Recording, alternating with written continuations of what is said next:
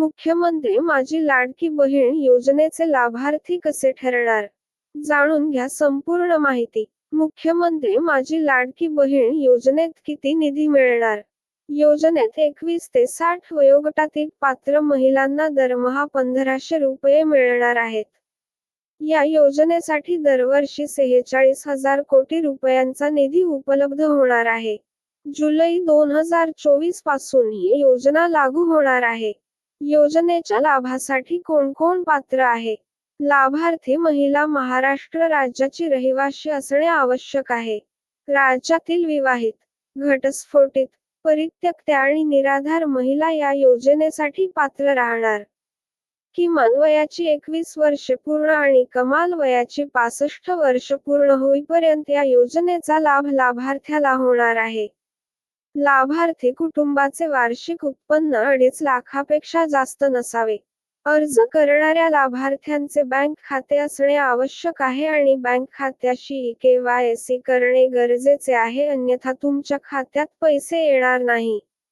योजनेच्या लाभासाठी आवश्यक कागदपत्रे: लाभार्थ्याचे आधार कार्ड, महाराष्ट्र राज्याचे अधिवास प्रमाणपत्र किंवा महाराष्ट्र राज्यातील जन्म दाखल, सक्षम प्राधिकारी यांनी दिलेला कुटुंब प्रमुखांचा उत्पन्नाचा दाखला, बँक खाते पासबुकच्या पहिल्या पानाची छायांकित प्रत, पासपोर्ट आकाराचा फोटो, रेशन कार्ड.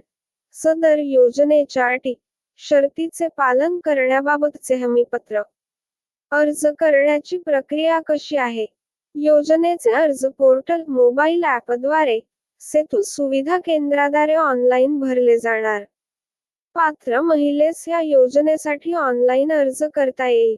ज्या महिलेस ऑनलाईन अर्ज सादर करता येत नसेल, त्यांच्यासाठी अर्ज भरण्याची सुविधा अंगणवाडी केंद्रात, बालविकास प्रकल्प अधिकारी कार्यालयात, ग्रामपंचायत, वार्ड, सेतू सुविधा केंद्र येथे उपलब्ध असतील. खूप जणांचा प्रश्न असतो की अर्जासाठी पैशांची गरज आहे का? तर अर्ज भरण्याची संपूर्ण प्रक्रिया विनामूल्य असेल. अर्ज करताना अर्जदार महिलेने उपस्थित राहणे आवश्यक असेल जेणेकरून तिचा थेट फोटो काढता येईल आणि KYC करता येईल. या योजनेसाठी अपात्र कोण असेल? ज्यांच्या कुटुंबाचे एकत्रित वार्षिक उत्पन्न 2,50,000 रुपयांपेक्षा अधिक असेल, ज्याच्या कुटुंबातील सदस्य एकत्रित आहे, ज्यांच्या कुटुंबातील सदस्य नियमित कायम कर्मचारी, कंत्राटी कर्मचारी म्हणून सरकारी विभाग, उपक्रम, मंडळ, भारत सरकार किंवा राज्य सरकारच्या स्थानिक संस्थेमध्ये कार्यरत आहेत किंवा सेवानिवृत्तीनंतर निवृत्तीवेतन घेत आहेत. अशी व्यक्ती अपात्र राहणार.